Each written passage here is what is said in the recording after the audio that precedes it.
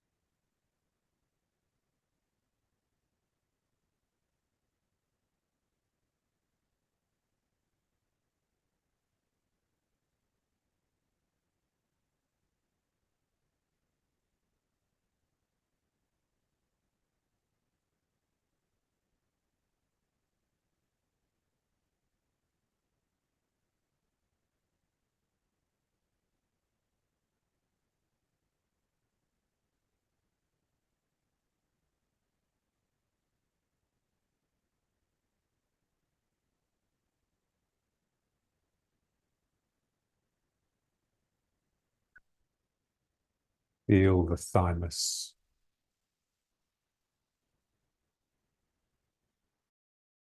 Small yellow light behind the upper sternum.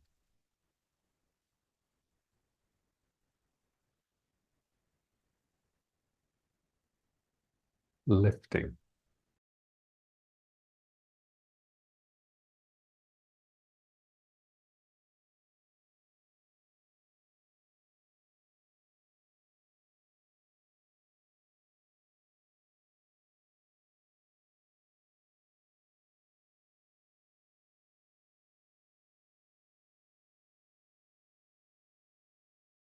When you get the sacrum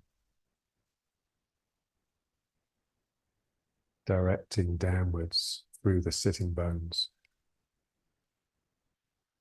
and this sense that it's underneath the sternum, then there's a natural lift upwards from the chest.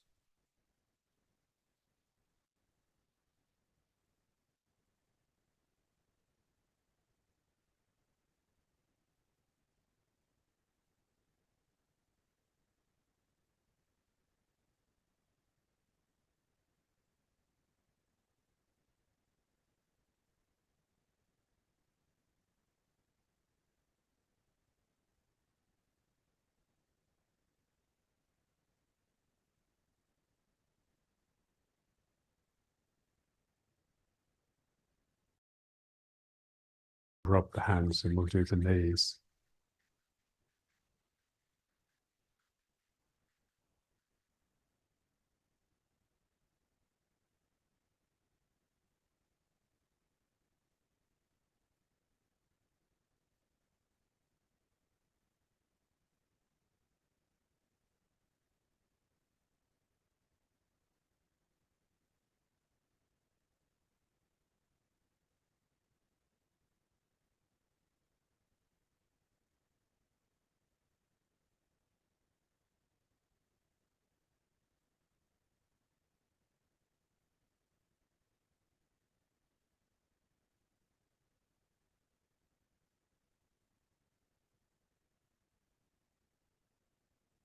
And then rubbing the knees.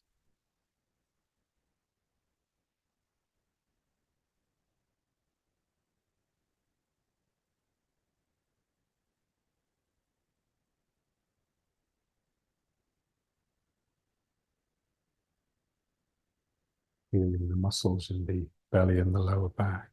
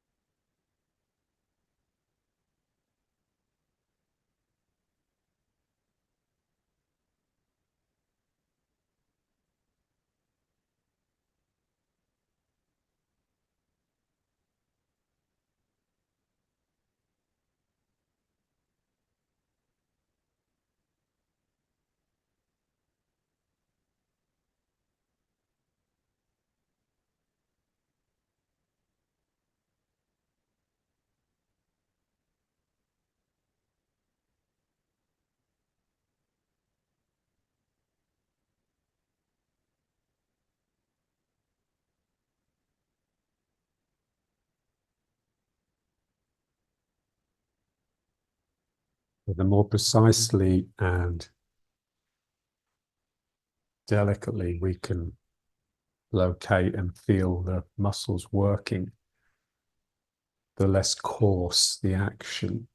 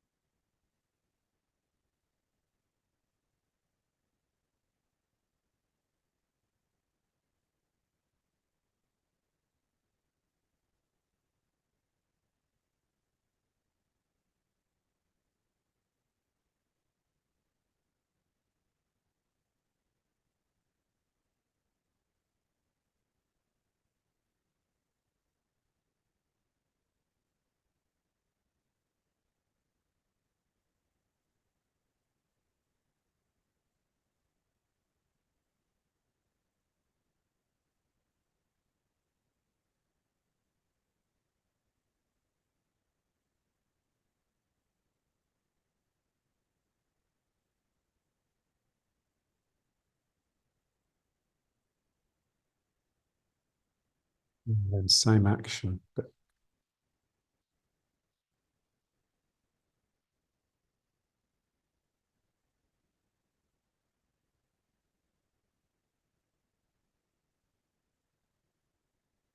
so I have to visualize the air thick like water to resist this movement the way the friction of my hands and my legs was resisting the movement.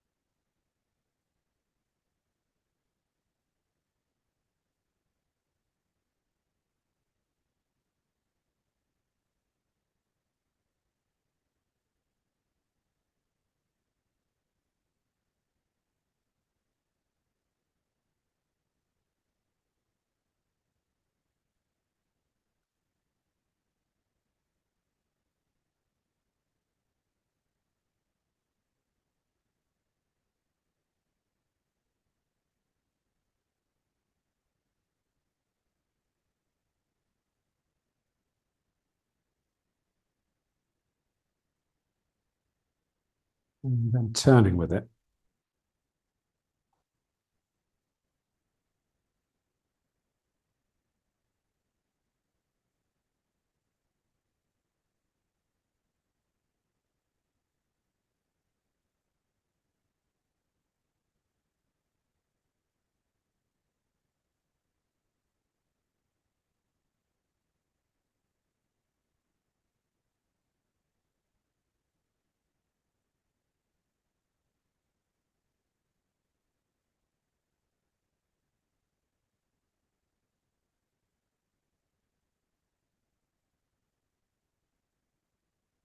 The air coming in and out.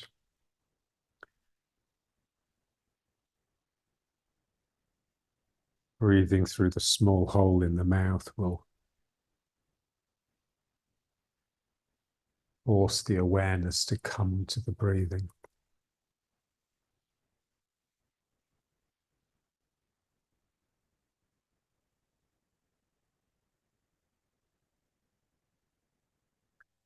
Difficult to suck air in, and it's difficult to blow the air out.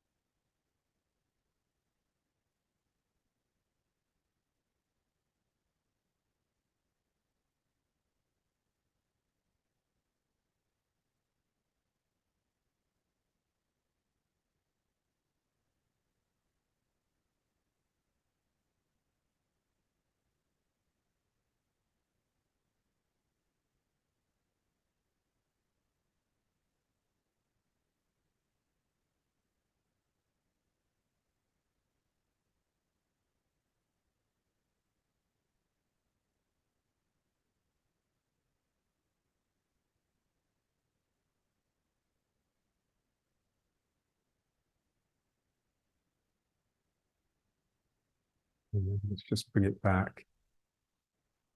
So still breathing through the small hole, feeling that deliberate in and out.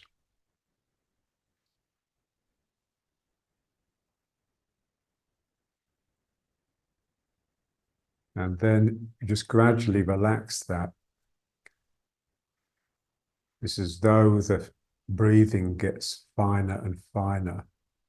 The air gets finer and finer until it's almost at the point where you're not breathing,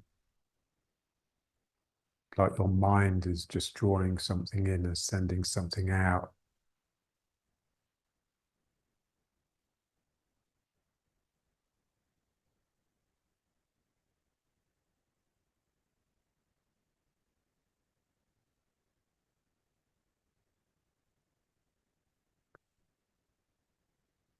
Want a mind that is with the continuum, with the ether.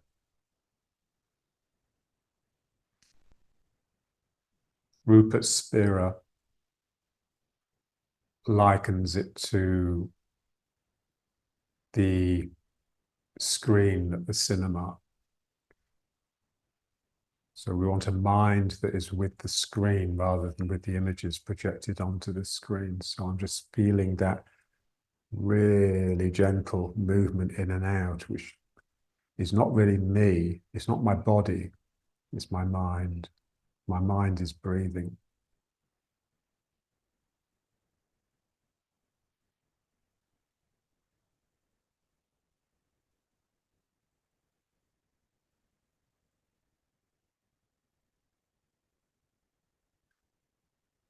And then that is just the consciousness, the pure consciousness.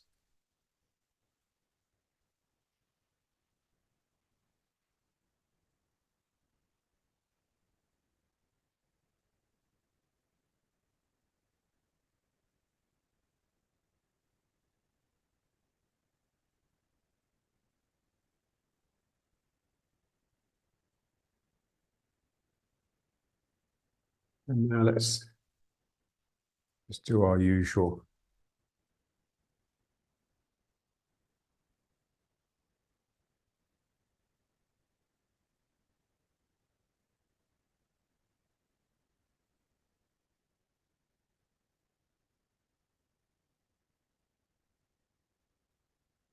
Hand reaches forwards, elbow pulls back.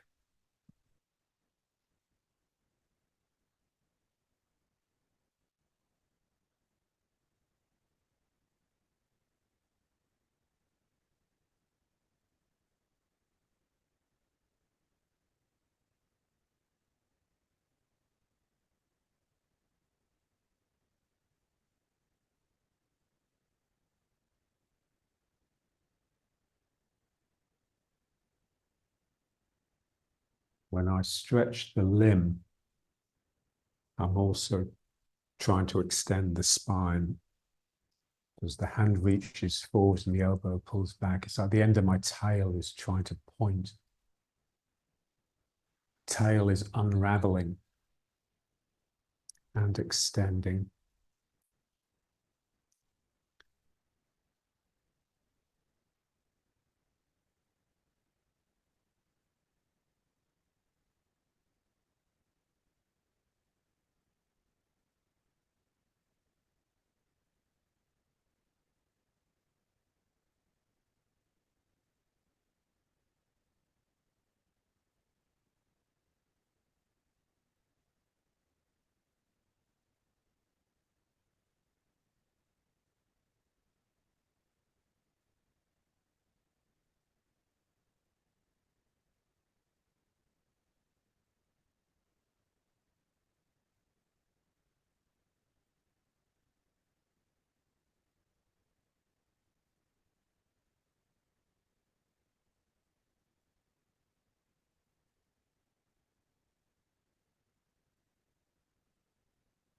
Up and down.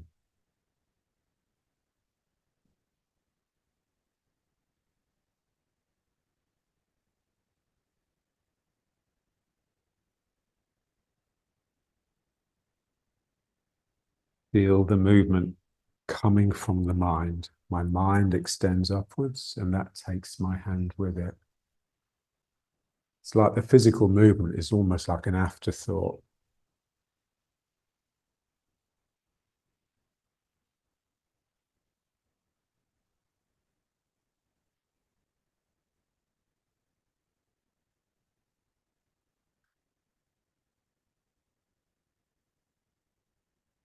It's not the mind that plans. It's like it's a flow of energies. I see this flow of energy going up, and my hand goes with it.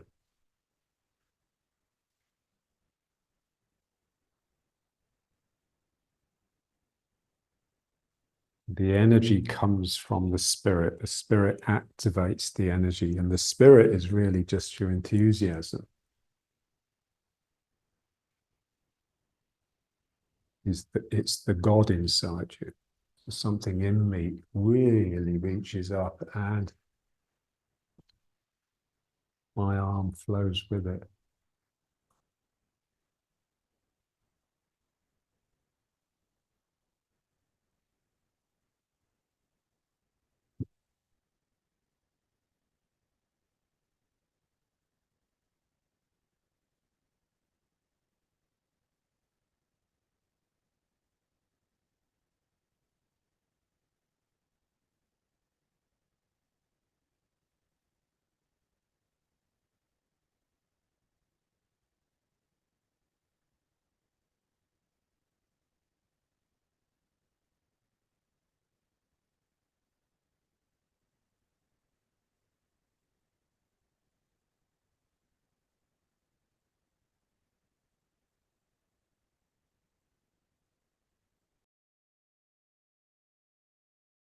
Feel and marvel at the life force that mysteriously makes this happen.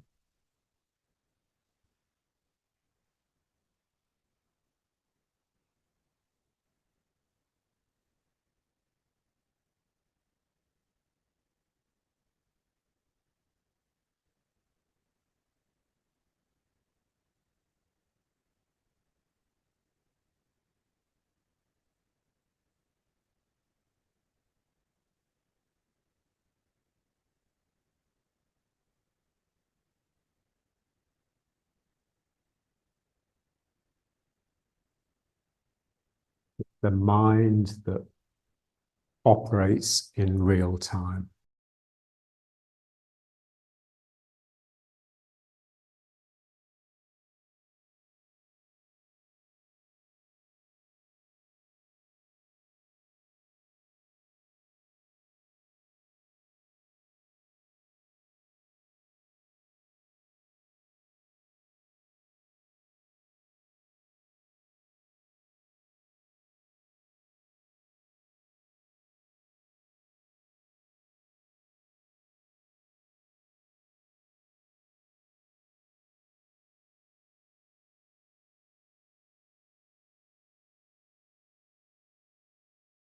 Bring the hands up and out, and we'll do the head, turning one hand over.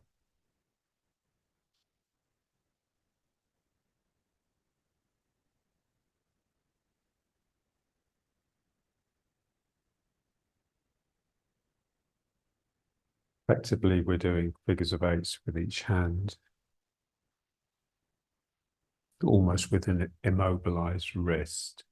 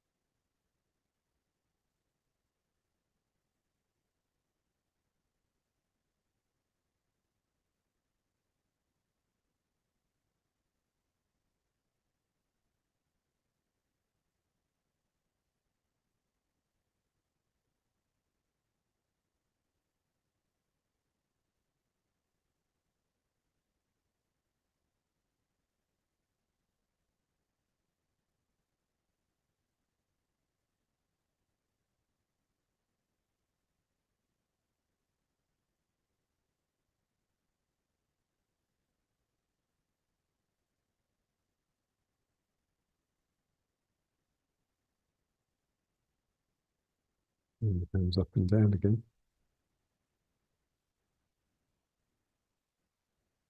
And now let's rub the hands again and we'll do the eyes.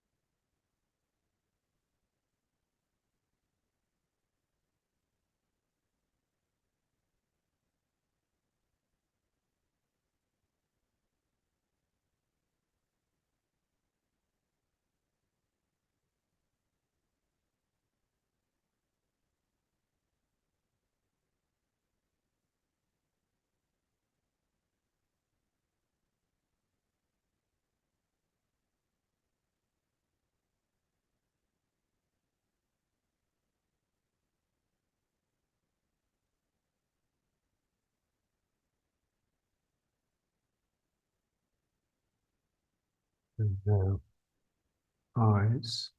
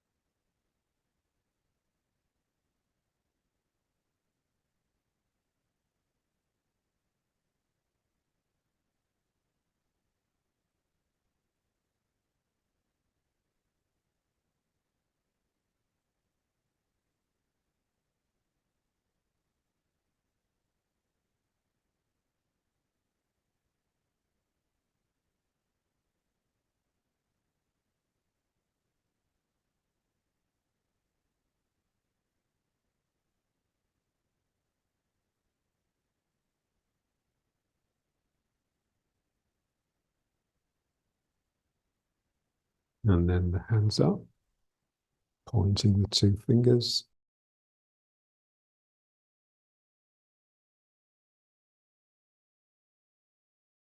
Snaking the hands, keeping the eyes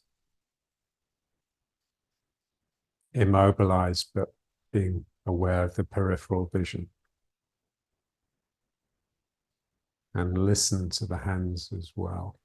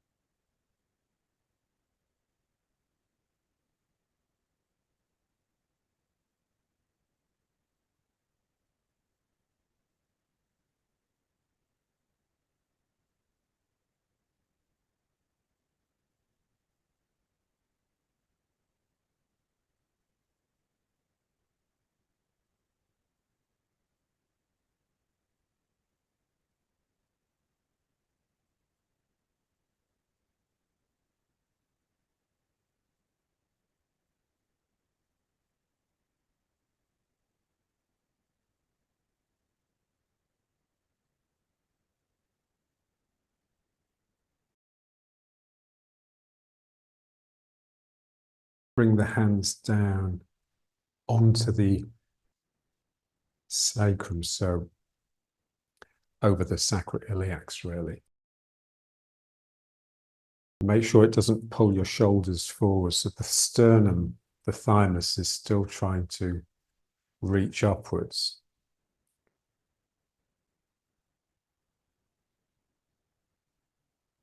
And now just making a circle with the spine and the head. Just slowly, just be careful, especially when you go back.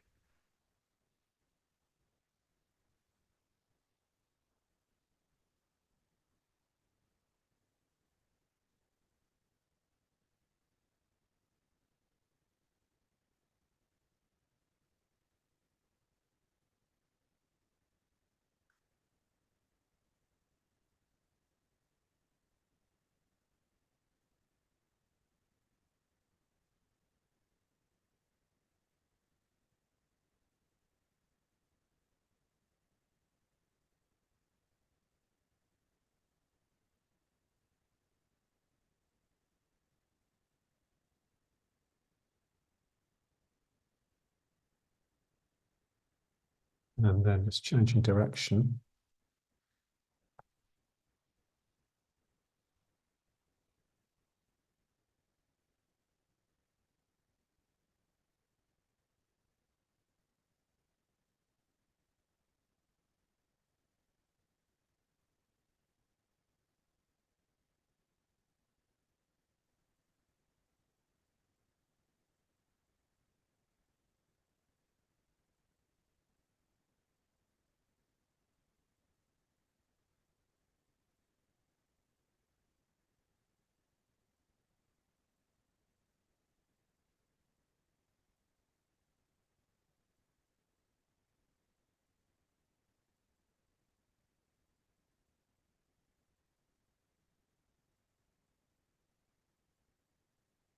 And let's just rub the hands again.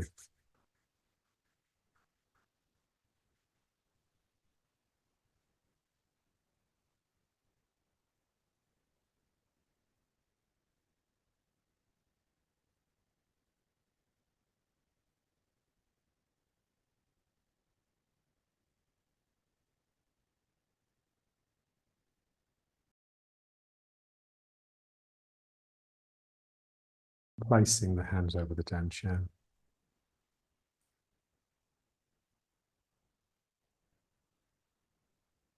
This is your pool of water.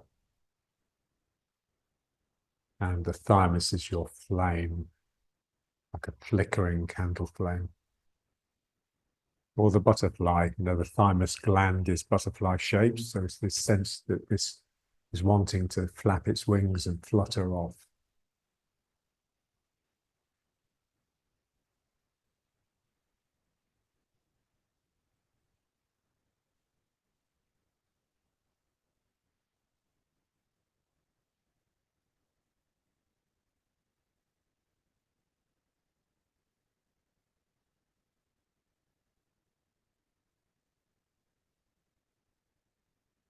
So the pool, the dark, cold pool of the danchan, that's the image of gravity.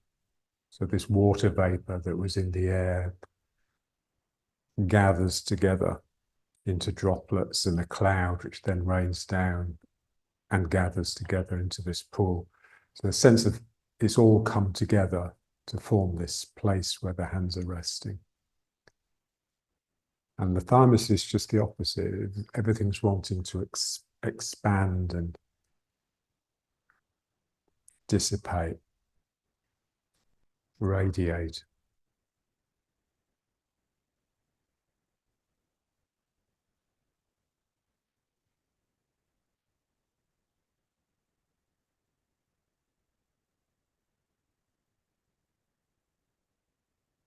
And then let's just try pulling the belly in. So just really localizing that point and just tightening into it, curling in, closing the fists and the eyes, screwing everything up, and then opening everything.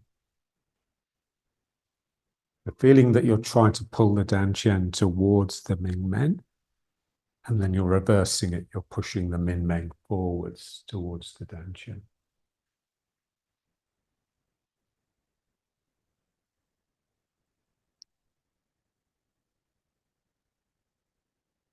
Feel the whole Dantian region, which goes all the way down to the perineum and all the way up to the solar plexus. So this action is gathering all that region into a point. We're trying to find the center of the region.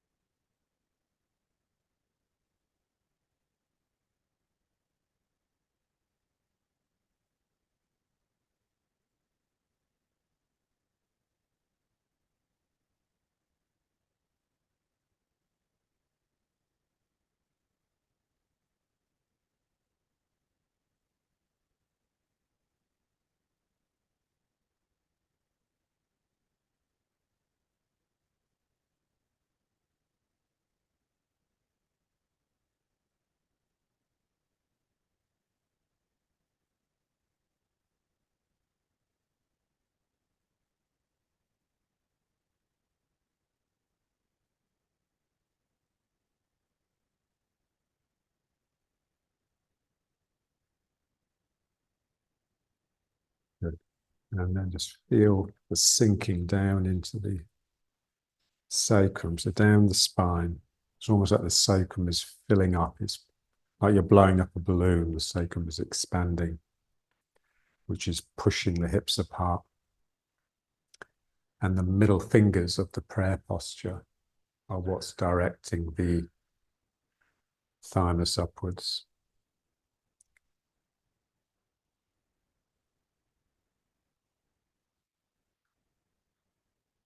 And the head must be pulled back. There's a feeling that the chin, the tip of the chin, could actually dip down this hole, the sternal notch, into the thymus.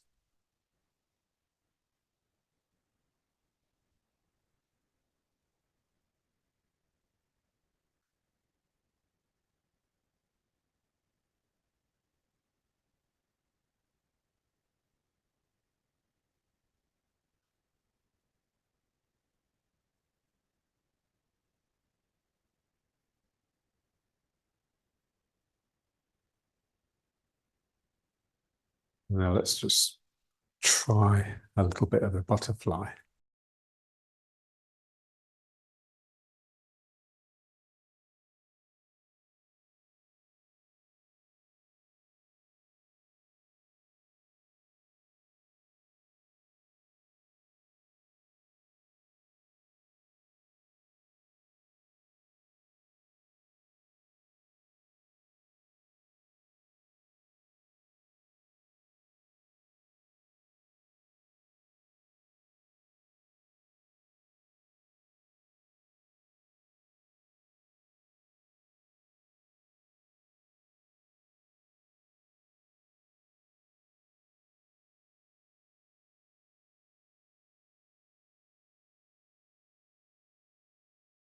Remember, butterfly in Greek is psyche, which is also soul.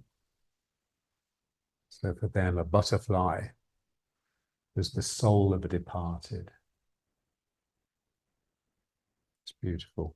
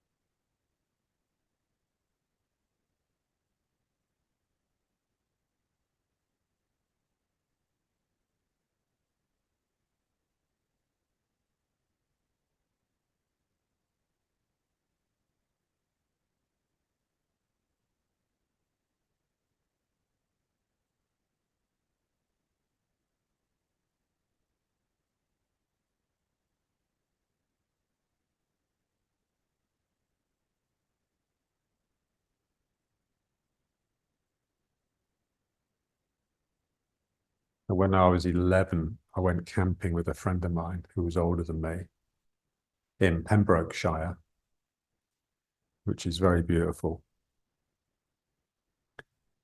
And we spent the whole time just walking in the countryside. And we chanced upon a pool, not very big.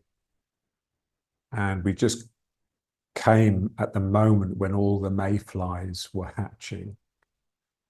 And it's just this magical scene of this beautiful, calm pool and just a cloud of color rising up from it.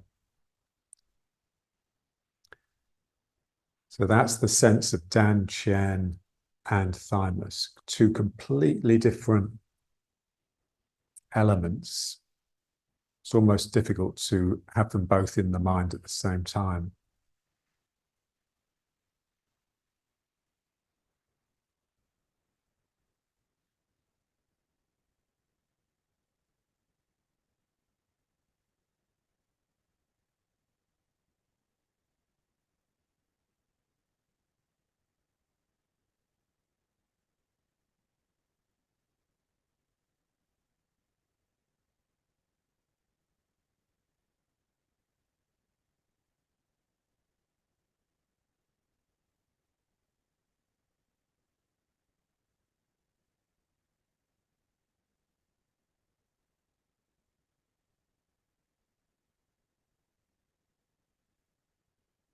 The earth body, the body is of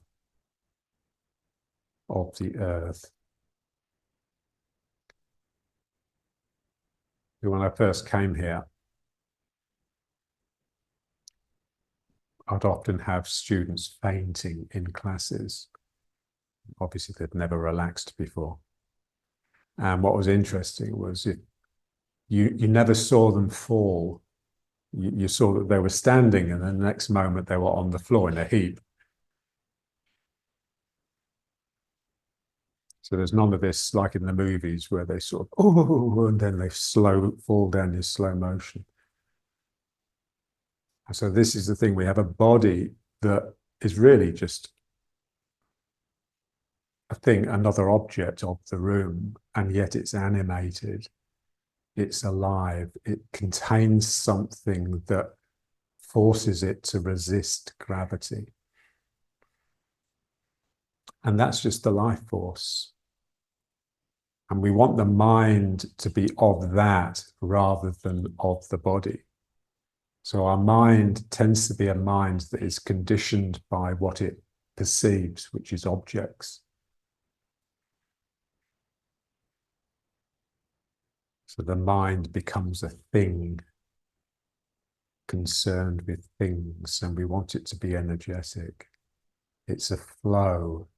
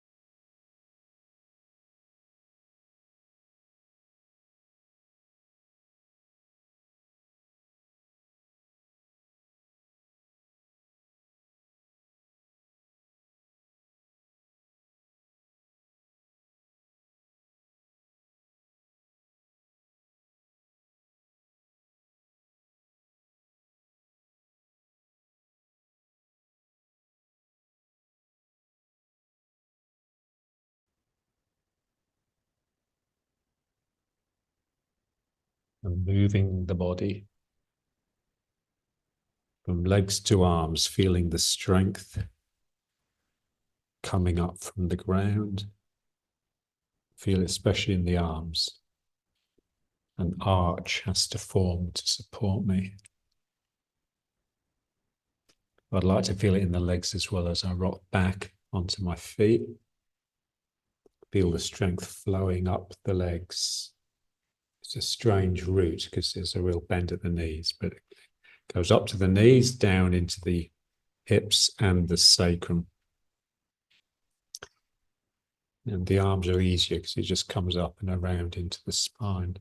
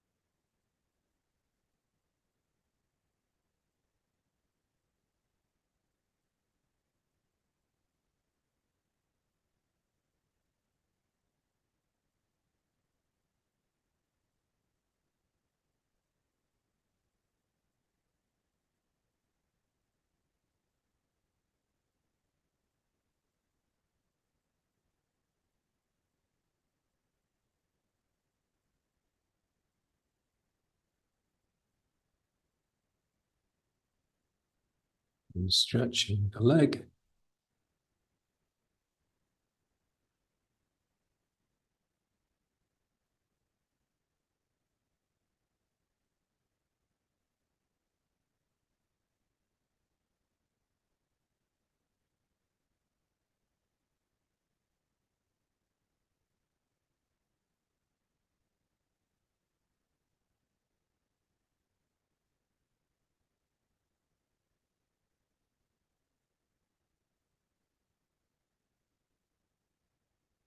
And the other.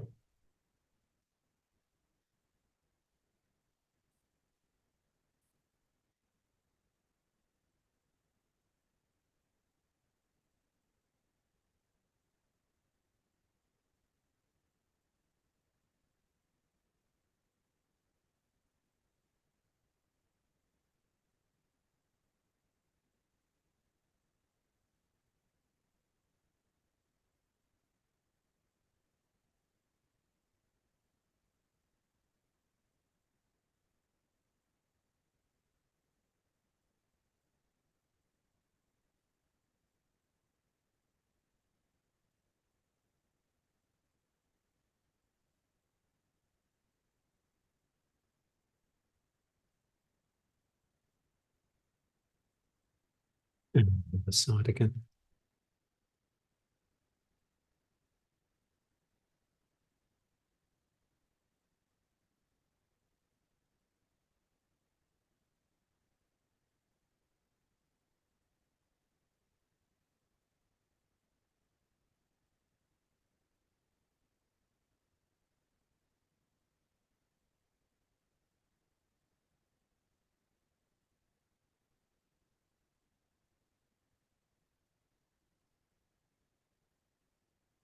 And the other side.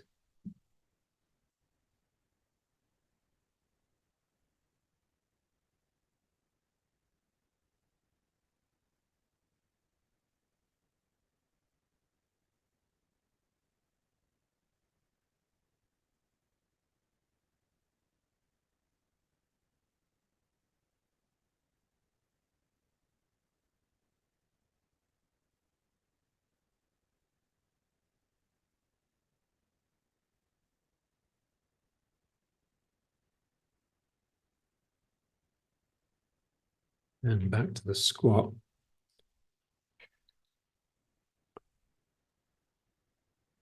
Let's come into the sumo squat.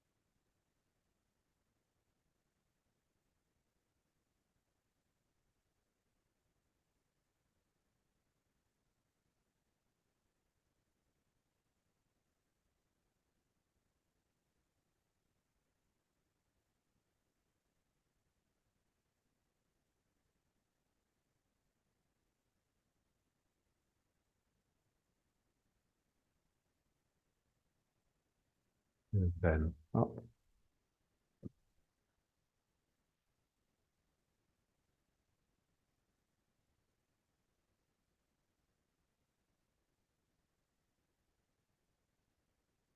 Now let's try a little bit of this one.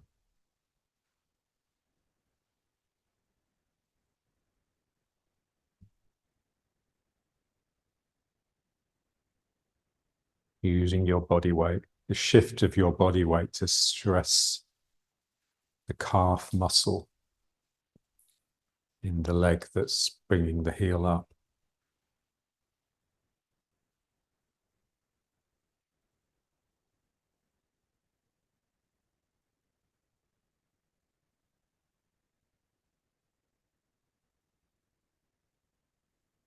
The heels never really go down, so we got this wobbly feeling all the time.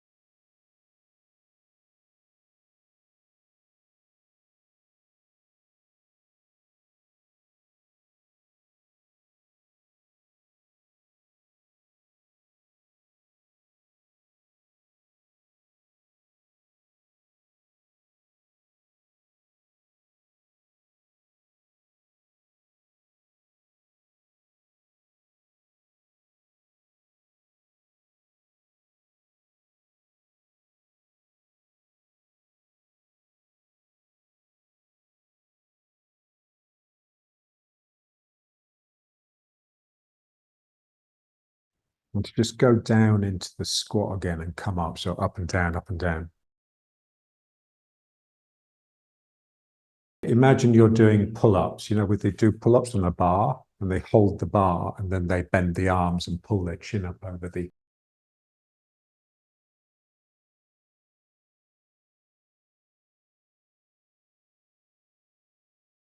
real sense that the arms have to bend. So it's real bicep work to pull the body weight up. We want the feeling that the legs have to do the same thing to pull myself down.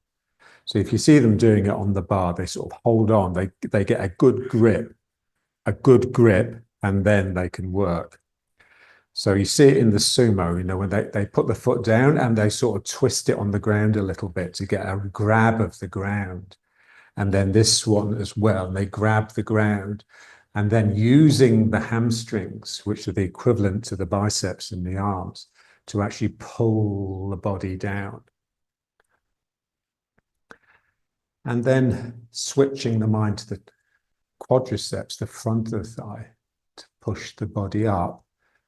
So you've got to sort of catch the foot like this, grabbing, Nitzan calls it grabbing the ground. So you grab the ground and that becomes the pull down. You're pulling yourself down and then you're really pushing yourself up. So it's very physical. You're not really using gravity. You're engaging forces that are much stronger than gravity. So I'm really using muscle to pull myself down in the same way that I have to use muscle to push myself up. I pull and I push.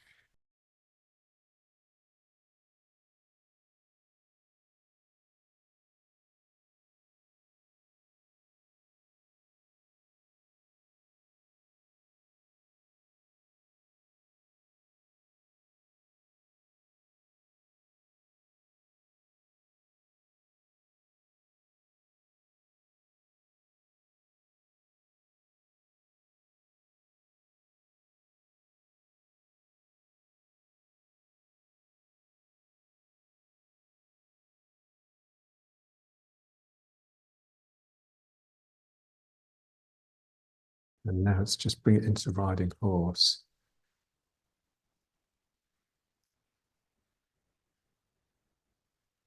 Just a few of those before we go into riding horse, just gets the legs used to work, to bending.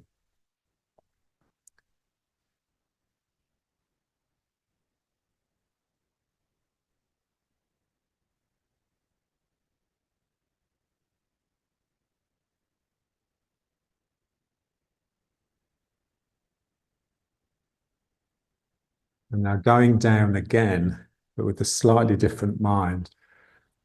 So now with a feeling of like opening your mouth really wide to take in a really big piece of food, like you're biting an apple or just taking too large a mouthful. So the mouth really, something comes in and then it closes around, and then you can masticate. The same feeling in the legs here. So I want to go down, almost like it's my legs' idea. My legs want me to go down.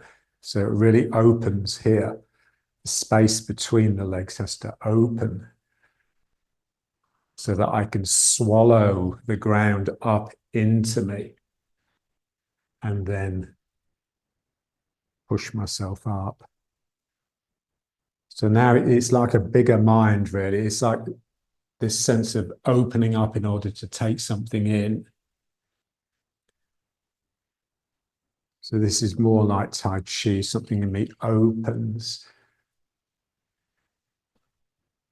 Because so often, if I want to sink, it's almost like my legs are almost reluctant. I'm forcing it upon my legs. Here, I want it to be the legs idea. My legs open in order to take me down.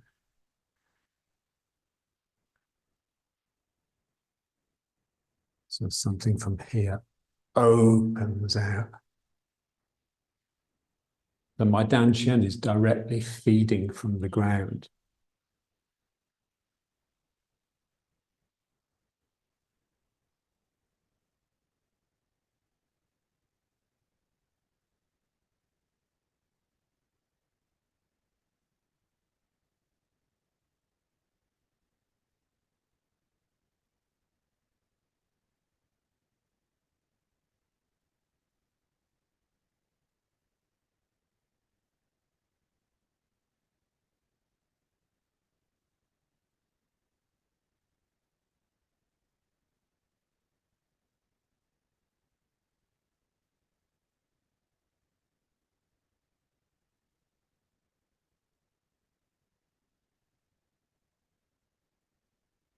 Good. And then the way we move from leg to leg is just doing one of those at a time. So my leg opens, the knee bends, the knee tries to go out, and that draws me into the leg.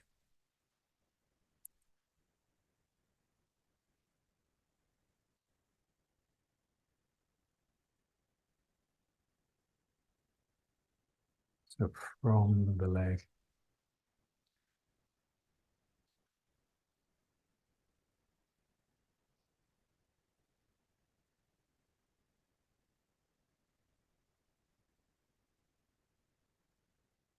Remember, the activity in the leg comes from the action of the toes and the front of the foot. The support of the leg comes from the heel. So if I want to get my leg pulling, I just lift my heel and that will start me moving into it. And then the heel goes down as my weight settles in there. And that allows the other heel to come up.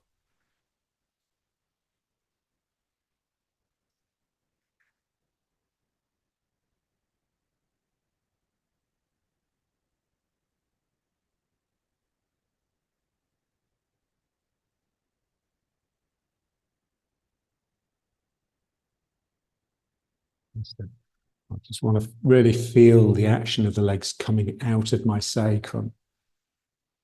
The same way I can feel the action of the arms coming out of the middle of my back between my shoulders.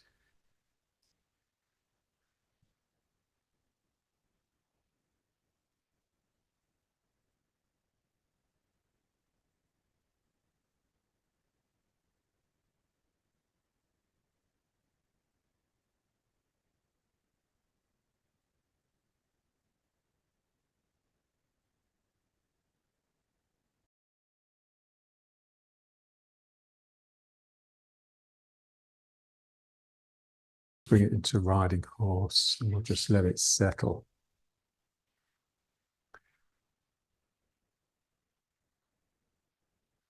Feeling the flow, especially down the spine. So I'm sinking down my spine into my sacrum, which swells, pushing the hips apart, where it releases into the legs. But by the time it gets to the ground, I'm really flowing down the outside of the leg into the outside edge. Big toe pressing down, and the arch of the foot getting really strong, pulling up. So the energy is coming up the inside of the leg, into the Dan Chen, passes into the sacrum, and flows down the back and the outside of the leg.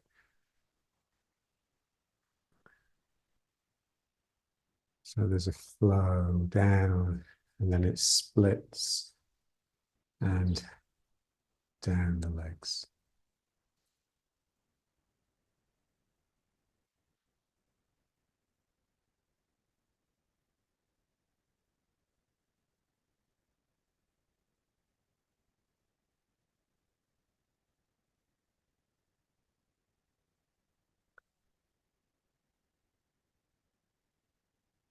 Go down the spine. The sacrum distributes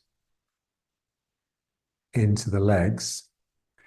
And in a similar way, the top of the sternum, it's got 3 notches. It's got the notch at the top, and then it's got 2 notches here where the collarbones come into. And so the sternum sort of branches out into the collarbones and into the shoulders and the arms. So in a similar way that gravity is coming down and flowing into my legs from the sacrum, something is flowing up here and down the arms from the sternum. So the Dan Chen is to the sacrum what the thymus is to the sternum. Just feel that, feel just behind this notch. If someone was to cut a hole here, you know, this soft bit beneath the Adam's apple above the sternum, and look down, they'd see the top of the thymus. So it's that close. It's almost a throat. It's like throat and thymus are the same thing, really, much more than thymus and heart.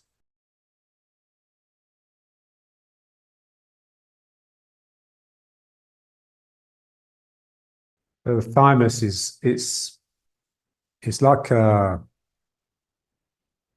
lively expression. I always think of it, you know, if you're sort of in the olden days, if I was walking along and met a stranger in the road, you'd stop for a chat. Not like nowadays where you just try to avoid any sort of eye contact. So you'd greet them, and your greeting would be your lineage. You know, greetings, I am Stephen, son of Michael, son of Joseph, son of Thomas, and it would go back as far as you could remember. And your surname would generally be the place that you came from. And they would do the same. So that is like an expression from here. So your tail extends back, you know, into the ground and into your past and your ancestors. And then they all come through up the spine and they express here out of your mouth, but specifically from this point, from the thymus.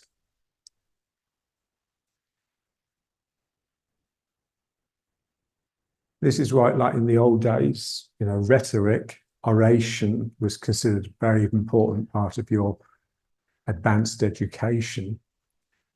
You'd have to be able to stand there before an audience and declaim, orate, and be heard, not just get people to hear you, but to change their minds, to convince them. And that's all thymus, it's all from here.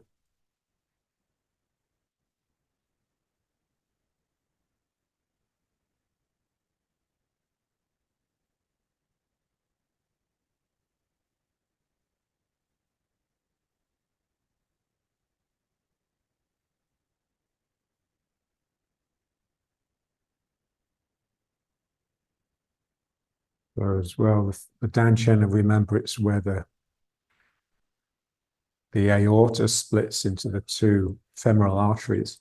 But you could think of the thymus also being where the part of the aorta that goes up splits into the arteries that feed the arms. So it's to do with flows. Everything's flows, everything's energy.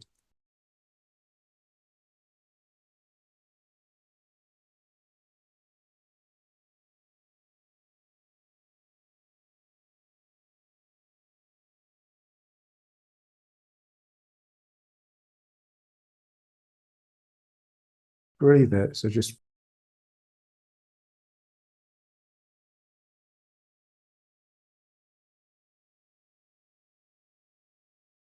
bringing movement in, but it's very much of the metabolism. It's of your breathing. It's not those I've decided to do this and I'm imposing it upon my body. I'm just exaggerating the breathing.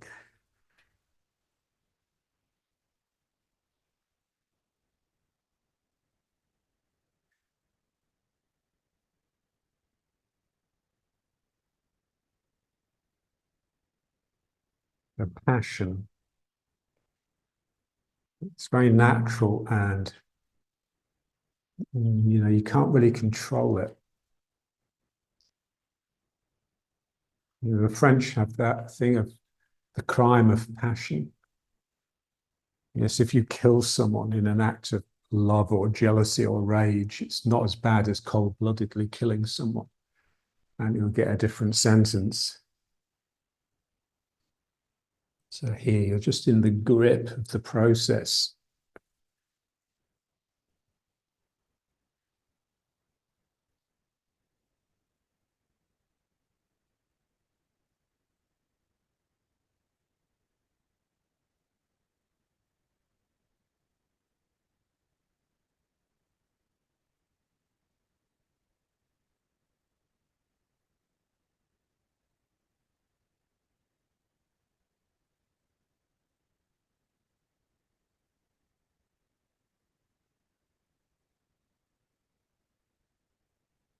And just feel it as flows.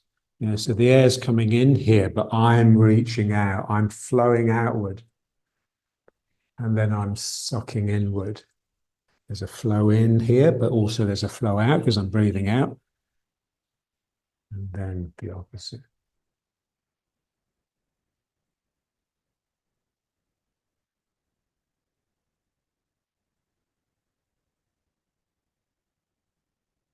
Bending the legs and the arms, and then straightening both.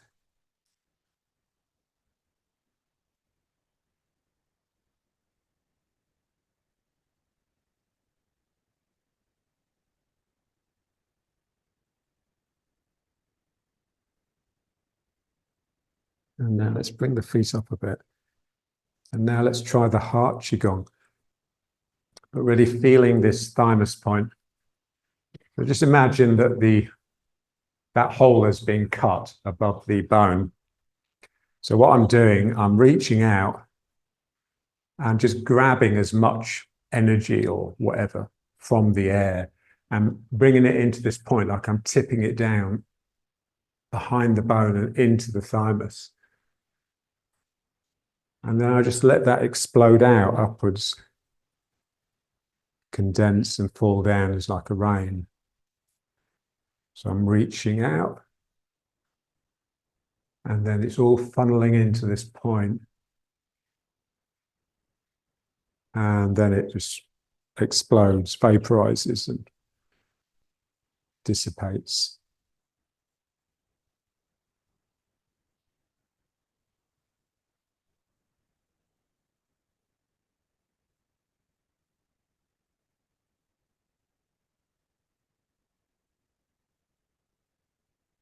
And again, feel it in the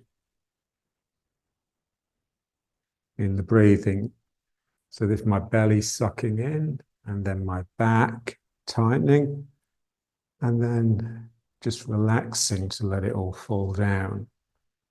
Now here I extend, so this is my lower back tightening, and then my belly tightens to pull it all back in, and then my back tightens to extend upwards, and then I relax and it will naturally fall.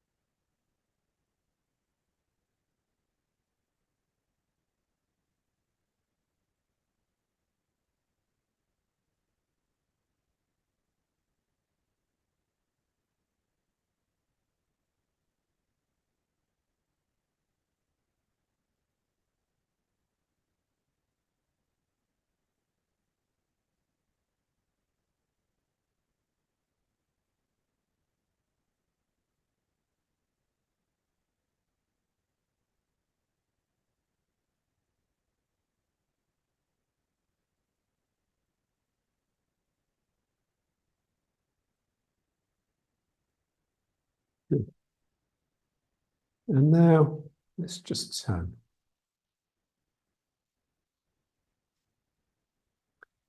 Feeling the two legs. It's very similar to moving from leg to leg the way we do.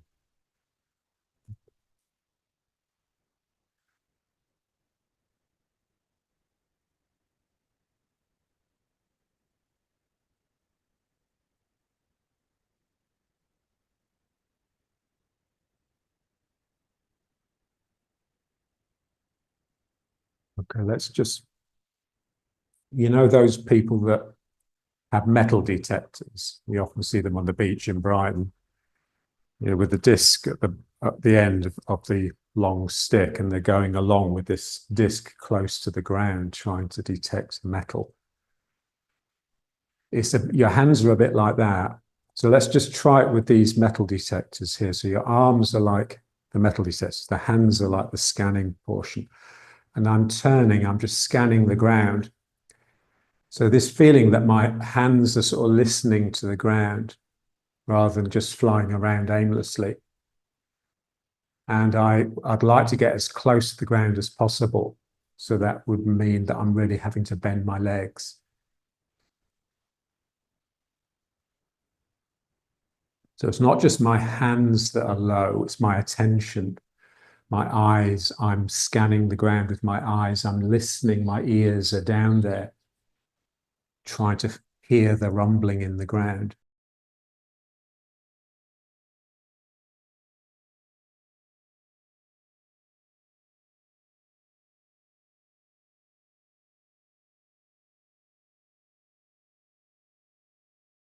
And just feel the quality of the slowness.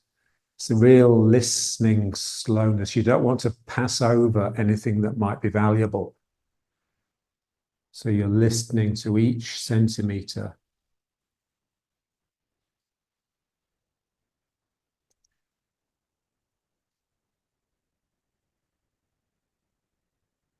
And your eyes are really getting big. Your ears are getting big.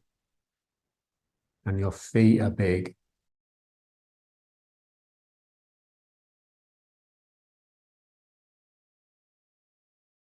And you're not afraid to go down. You're more interested in what the hands are hearing than in the pain of your legs.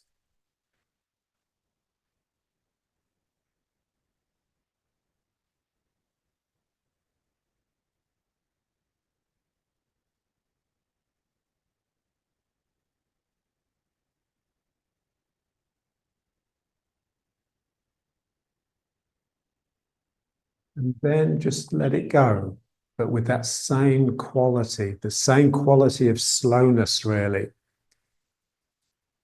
And my mind is always having to slow it down because the body will pick up momentum and then it just becomes a bit mindless.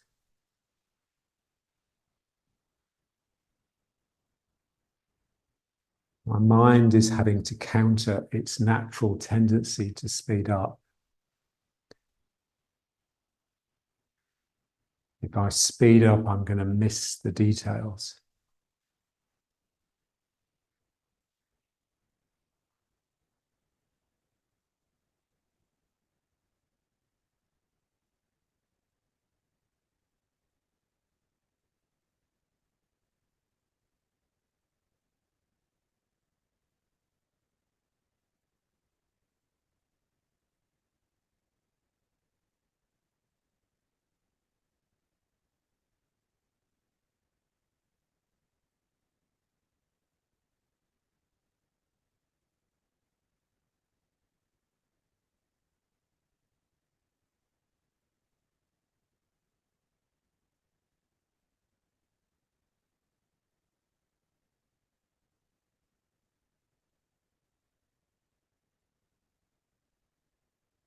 Imagine you've got a bag hanging off the back of your belt. So you're scanning the ground, you're finding something, you're picking it up and then depositing it into your bag.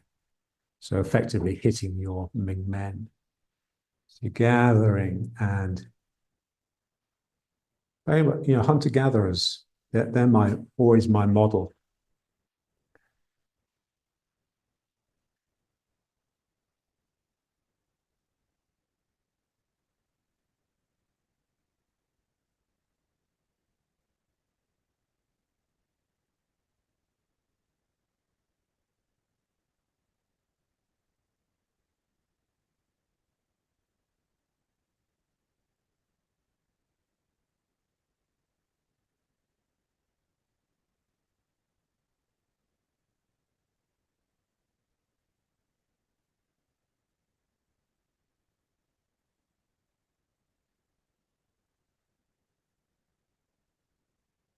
I saw a film on that tribe from Borneo, the Punan, the ones with the blowpipes that might shoot monkeys and things with poison darts.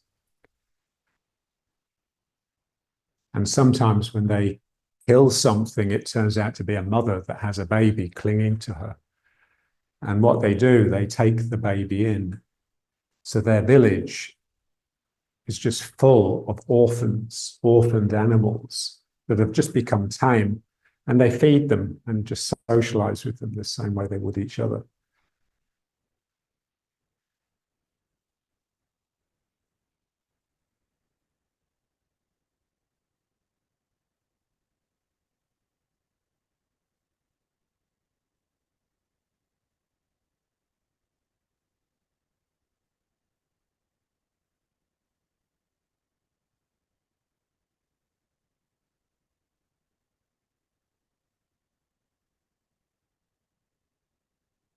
Good. And now the two circles, which you can feel is very similar, it's pretty much the same, just a slightly different shape.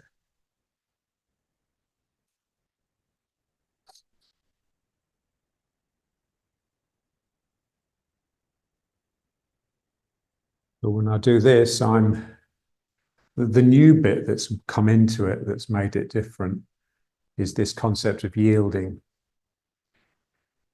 So if you attack someone, then and they yield, then not only have they got out of the way of your blow, they have actually sucked you towards them. So you end up having more energy. And so that's this vacuum here. As I start turning back, my arm almost sort of stays behind, and this vacuum opens up in my inside of my shoulder beneath my collarbone. That's what I'm practicing here. I'm feeling this tender softening. It's very much the mother cradling the baby.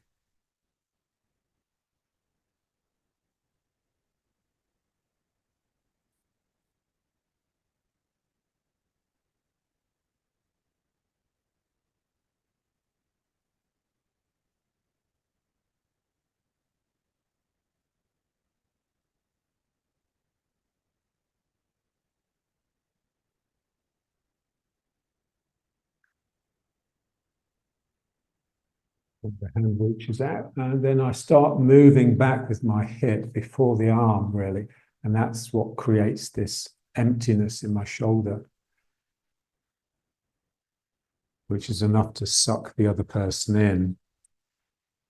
So I get it in the arm because it's easy to feel it in the arm. But what I want is for it to happen here as well. So this opens and hollows and empties because all of the energy really is going around it.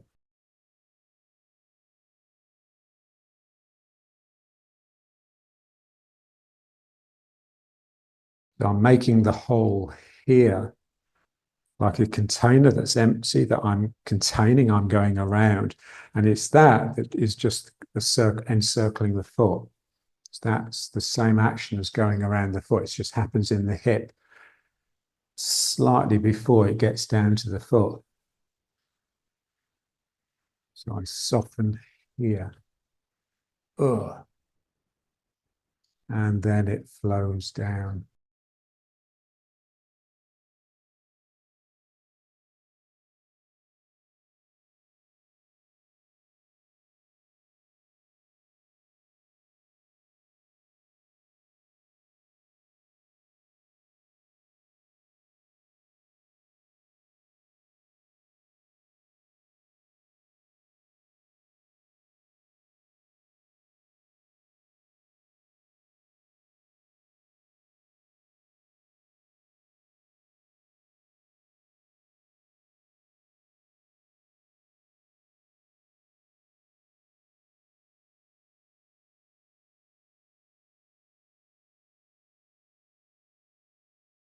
And then let's just bring it back to riding horse. feeling that sinking down low.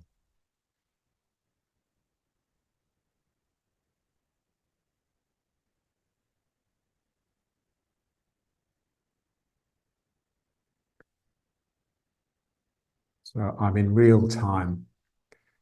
Time is real, the passage of time.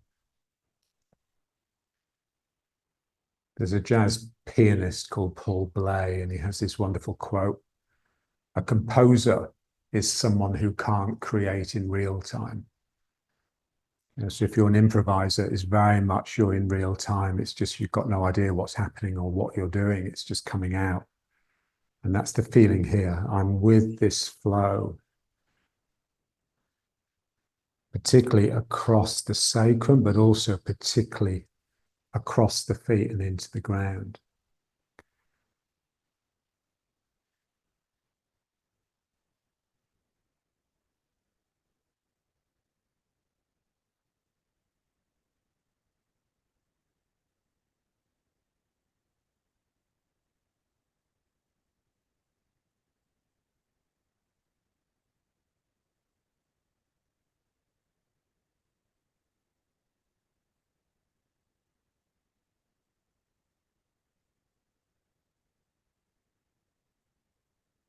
And now let's try 1 foot forwards. Same thing. Now more visualizing just circling around the foot. So my hand drops down, brushes the inside of my knee, which sends the knee out, and that helps me encircle the foot from the heel around the outside edge.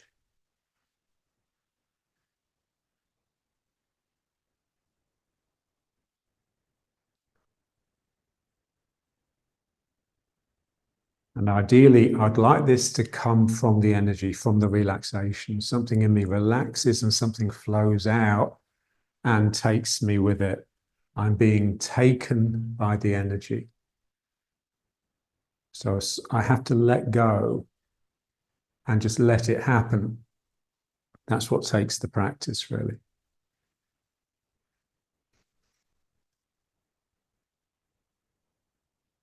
It's the same, with the musicians. So imagine you're one of those jazz saxophone players. I mean, they just practice all day, playing scales and exercises, and everything is really exact and rigid. But when they perform, all of that goes out the window and something else takes over, and you just get this magic coming out of the horn because now they're in real time.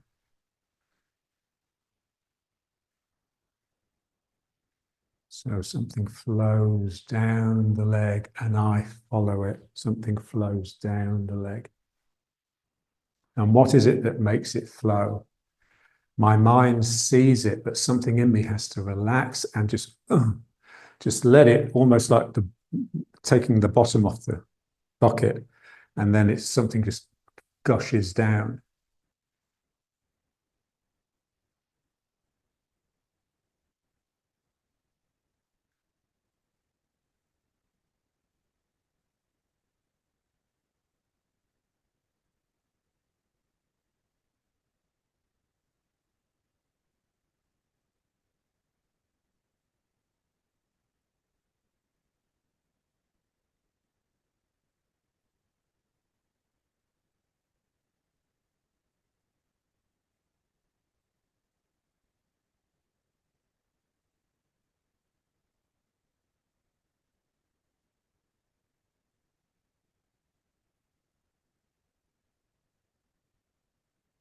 And then the other foot around.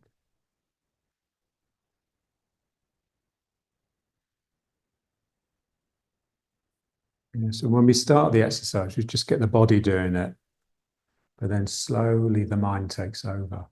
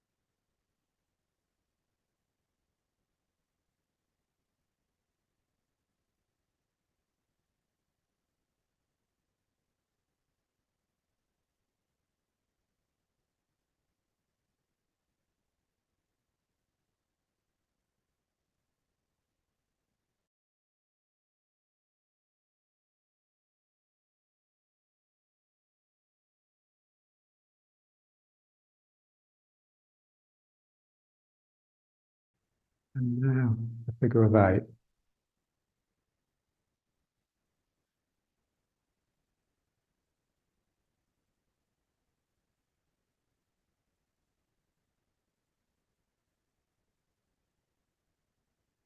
Now we have both hands with the one leg. This hand, the outside hand, is with the flow around the outside edge, and the other hand is bringing the strength up the leg to hold me up. So this hand is round the outside edge, and this hand. So you just end up holding the ball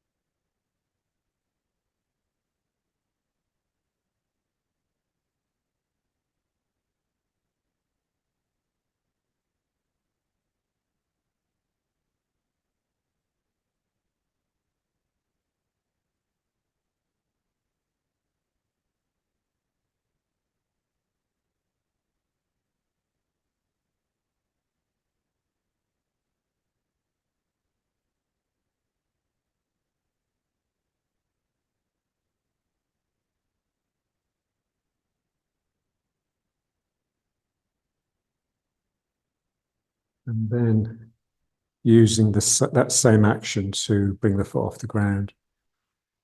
So going around the foot, the other hand and the other foot draws the energy up, the strength up the leg.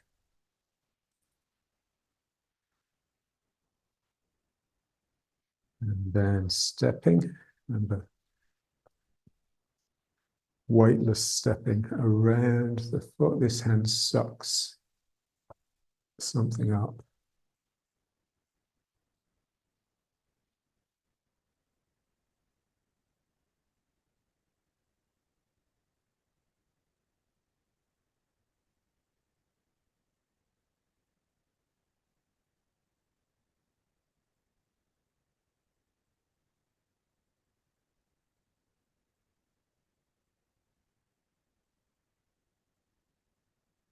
The higher I draw up my knee, the more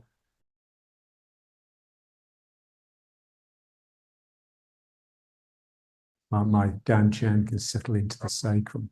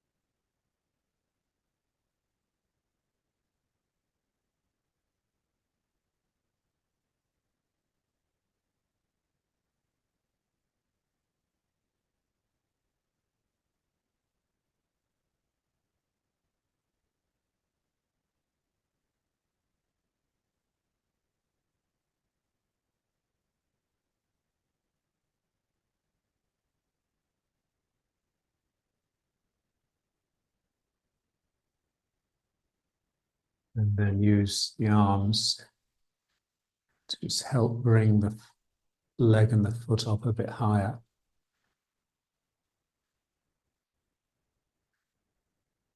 Feeling that getting into the lower back.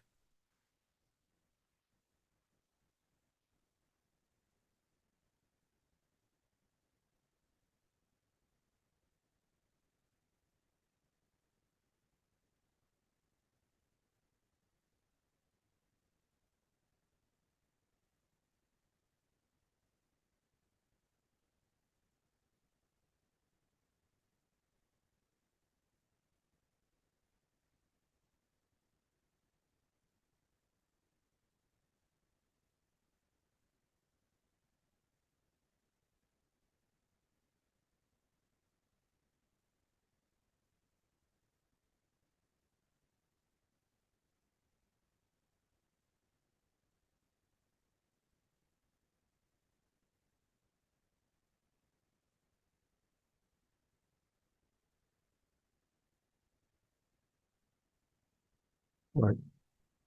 And then let's finish. So back to riding horse. Feel the sacrum, the heavy bit at the bottom of the spine pulling down. Feel the sternum, the light part, trying to reach upwards.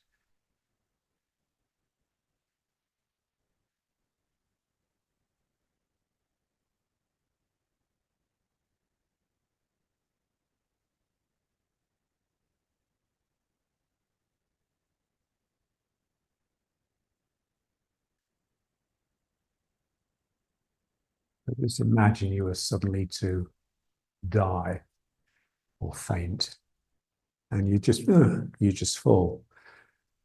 Everything will just leave your body,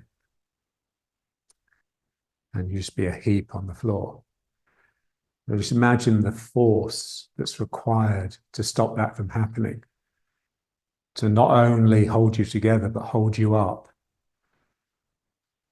That's the life force, and that's all thymus. It's all here.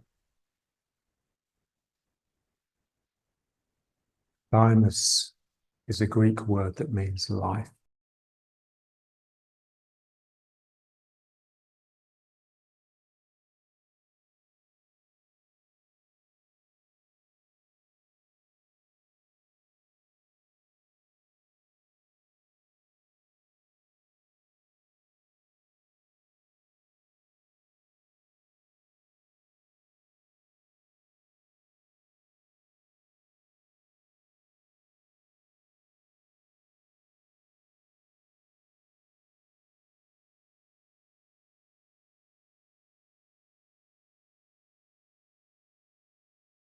And it's interesting that, the word durable, meaning hard. It also, so what's durable has duration.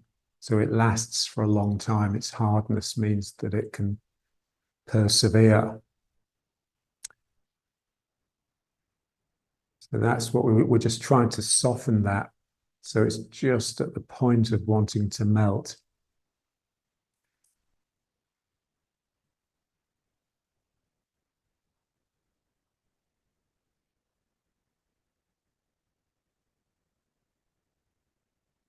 And the word melt comes from the Latin mollis, which means soft. So it was the solid becoming liquid. So this feeling here.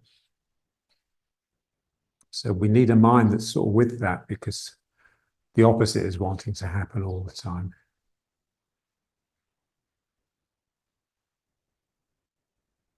And then let's bring it up. Still legs still bent. Legs bent but wanting to straighten. And so they describe ward off. Ward off has bent arms which are wanting to straighten. So you're always containing something that is wanting to burst free.